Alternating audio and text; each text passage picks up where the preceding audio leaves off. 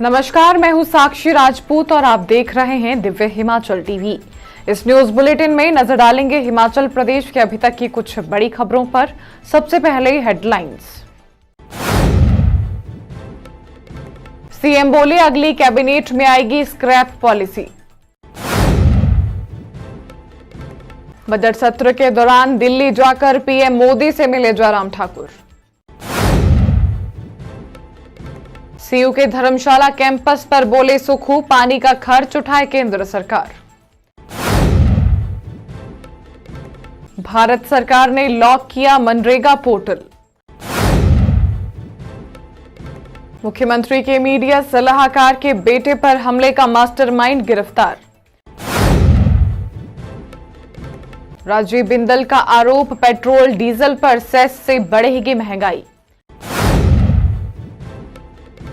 हिमाचल में कल मौसम साफ, 26 से बारिश के आसार।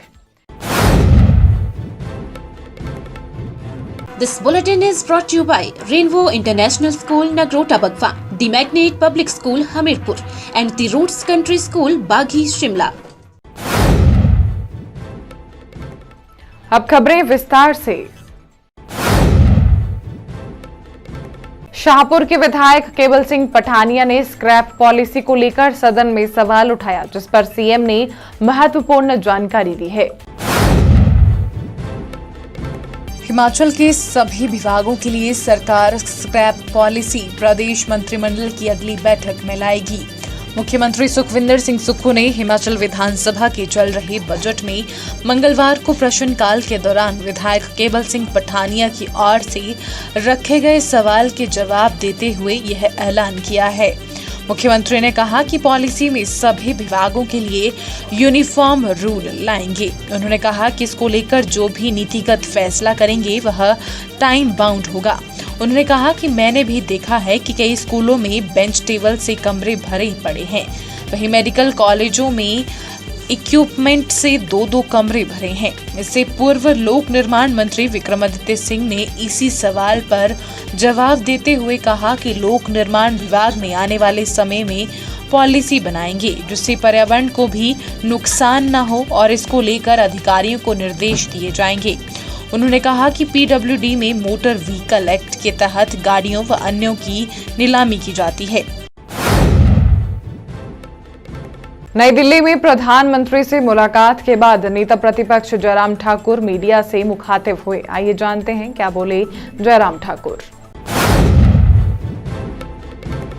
हिमाचल में चल रहे विधानसभा के बजट सत्र के बीच पूर्व मुख्यमंत्री और नेता प्रतिपक्ष जयराम ठाकुर ने मंगलवार को नई दिल्ली जाकर प्रधानमंत्री नरेंद्र मोदी से शिष्टाचार भेंट की।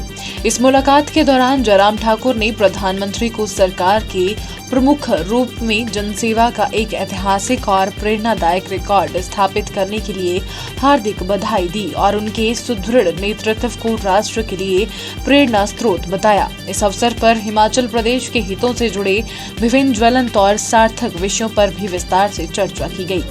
प्रधानमंत्री से भेंट के उपरांत दिल्ली में मीडिया से मुखातिब होते हुए जयराम ठाकुर ने हिमाचल प्रदेश की मौजूदा सुक्खू सरकार पर तीखा हमला बोला और राज्य की आर्थिक स्थिति को लेकर गहरी चिंता व्यक्त की।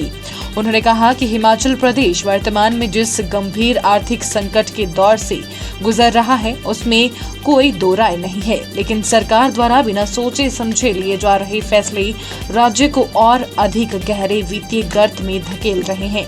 जयराम ठाकुर ने सरकार द्वारा लिए गए हालिया निर्णयों का हवाला देते हुए बताया कि संसाधनों की भारी कमी के कारण मुख्यमंत्री ने स्वयं अपना 50% वेतन अगले 6 महीनों के लिए स्थगित करने का निर्णय लिया है। साथ ही मुख्य सचिव तथा पुलिस महानिदेशक के वेतन में भी 50%, आईएएस अधिकारियों और मंत्रियों के वेतन में 30% और विधायकों के वेतन में 20% की कटौती या स्थगन की बात कही है। उन्होंने इस स्थिति को स्पष्ट शब्दों में वित्तीय आपातकाल का संकेत करार देते हुए कहा कि यदि सरकार को अपने शीर्ष अधिकारियों और जनप्रतिनिधियों का वेतन रोकना पड़ रहा है तो यह प्रदेश की चरमराती अर्थव्यवस्था का प्रमाण है। ऊंचाइयों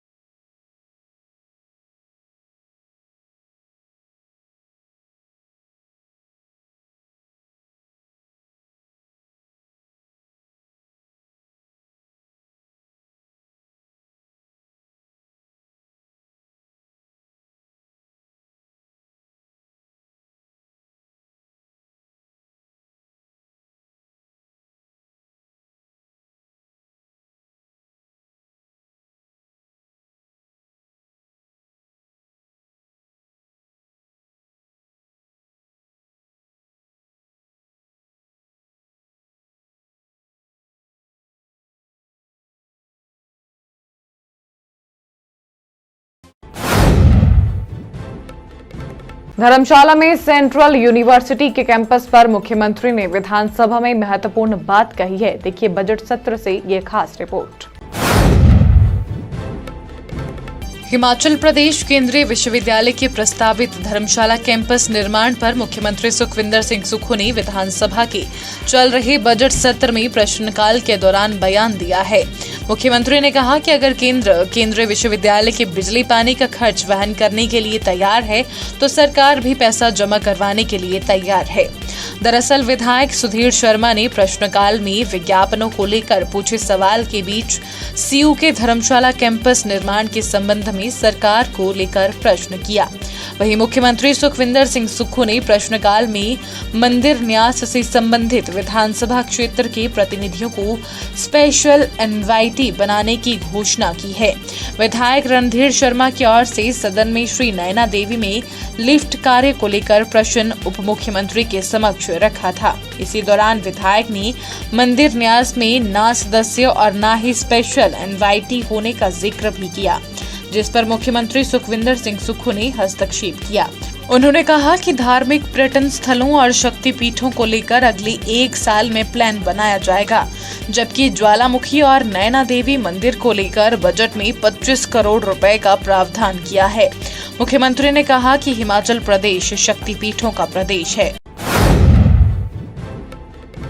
विधानसभा के बजट सत्र के दौरान विधायकों ने मनरेगा सहित जनहित से जुड़े मसले रखे, जिस पर कई महत्वपूर्ण जानकारियां मिली हैं। आइए जानते हैं इस रिपोर्ट में। हिमाचल विधानसभा के चल रहे बजट सत्र में मंगलवार को शून्यकाल के दौरान 6 विधायकों ने जनहित से जुड़े मुद्दों को उठाया। सदन में चंबा सदर के विधायक नीरज नैयर ने मनरेगा पोर्टल बंद होने के चलते आपदा में हुए नुकसान के एवज में होने वाले कार्यों के प्रभावित होने का मुद्दा सदन में रखा।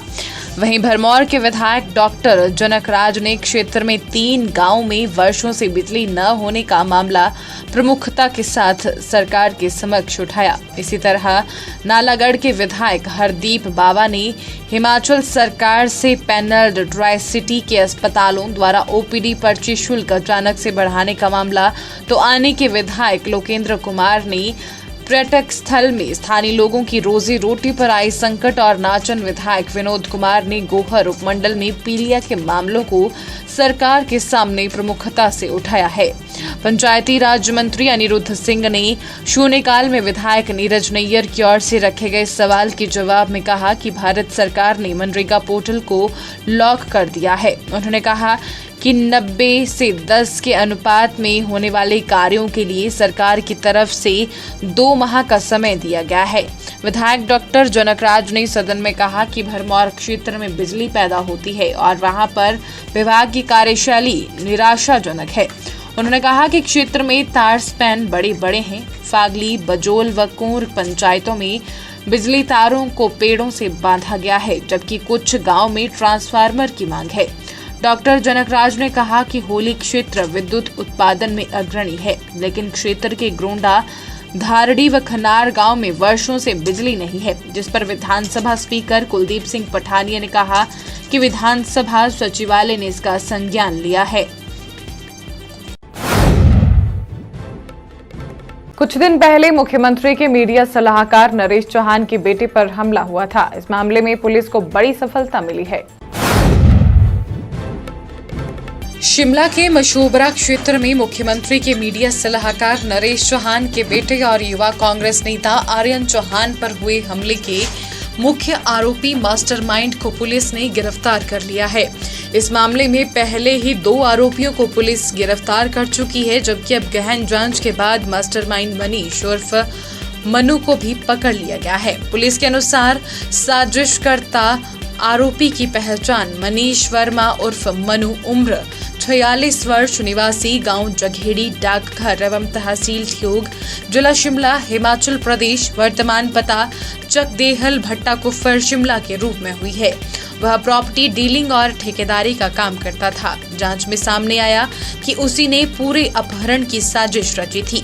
आरोपी ने पीड़ित आर्यन की गतिविधियों पर नजर रखते हुए उसकी दिनचर्या, आने जाने के समय और स्थानों की पूरी जानकारी जुटाई और फिर सह आरोपियों के साथ मिलकर वारदात की योजना बनाई। पुलिस की सटीक कार्रवाई और छापेमारी के दौरान आरोपी के कब्जे से एक अवैध हथियार और 10 जिंदा कारतूस भी बरामद किए गए हैं।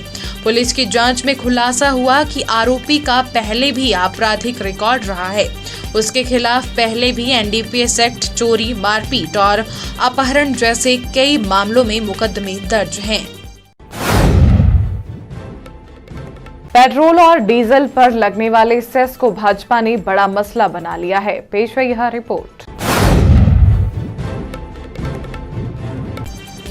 भाजपा प्रदेश अध्यक्ष डॉक्टर राजीव बिंदल ने प्रेस वार्ता को संबोधित करते हुए कहा कि कांग्रेस सरकार ने हिमाचल की जनता को महंगाई की चक्की में पीसने का काम किया है।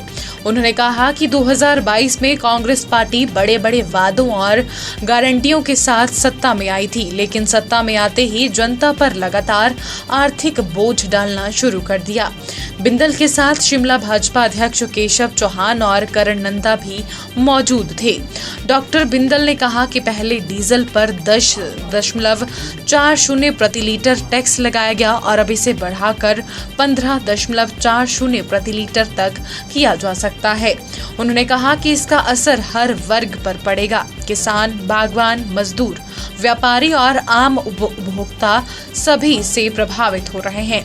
उन्होंने कहा कि डीजल और पेट्रोल महंगे होने से परिवहन लागत बढ़ेगी, बस, टैक्सी और ट्रक किराए बढ़ेंगे, कृषि और सिंचाई खर्च बढ़ेगा, बागवानी उत्पादों की ढुलाई महंगी होगी, पर्यटन उद्योग पर नकारात्मक प्रभाव पड़ेगा। डॉक्टर बिंदल ने कहा कि पिछले 40 महीनों से कांग्रेस सरकार ने लगभग 4000 करोड़ जनता की जेब से टैक्स के रूप में निकाले हैं और अब और निकालने की तैयारी में है। उन्होंने आरोप लगाया कि कांग्रेस सरकार ने बिजली, पानी, राशन, स्टाम्प ड्यूटी और सीमेंट तक के दाम बढ़ाकर आम आदमी की कमर तोड़ दी है। उन्होंने कहा कि स्टाम्प ड्यूटी में 500% तक वृद्धि, सीमेंट के दामों में 100 रुपए प्रति बोरी तक बढ़ोतरी और राशन की कीमतों में वृद्धि ने लोगों का जीवन कठिन बना दिया है।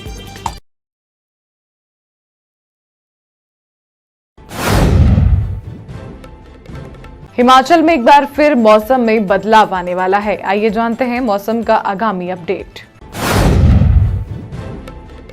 हिमाचल में फिर से मौसम करवट ले सकता है। मौसम विज्ञान केंद्र शिमला के अनुसार 24, 26 और 27 मार्च को राज्य के कुछ अलग अलग स्थानों पर हल्की बारिश और बर्फबारी के आसार हैं। 25 मार्च को राज्य में मौसम शुष्क रहने की संभावना है, जबकि 28 मार्च को राज्य के कुछ स्थानों पर हल्की से मध्यम बारिश और बर्फबारी होगी।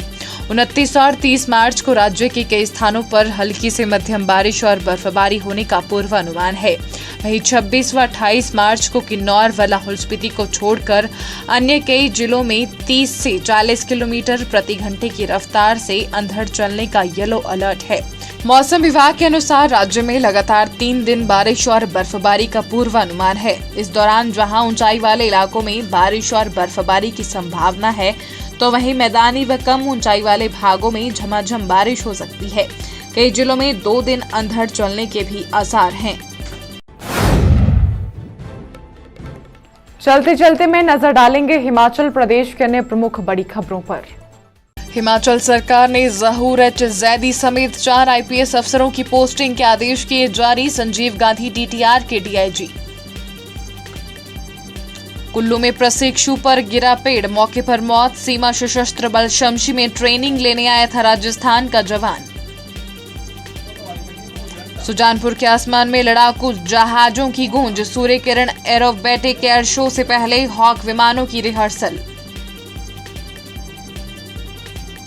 श्री नैना देवी मंदिर में लंगर के वेस्ट से 20 किलो बायोगैस तैयार, एलपीजी सिलेंडरों का घटेगा खर्च। इस न्यूज बुलेटिन में बस इतना ही। देखते रहिए दिव्य हिमाचल टीवी।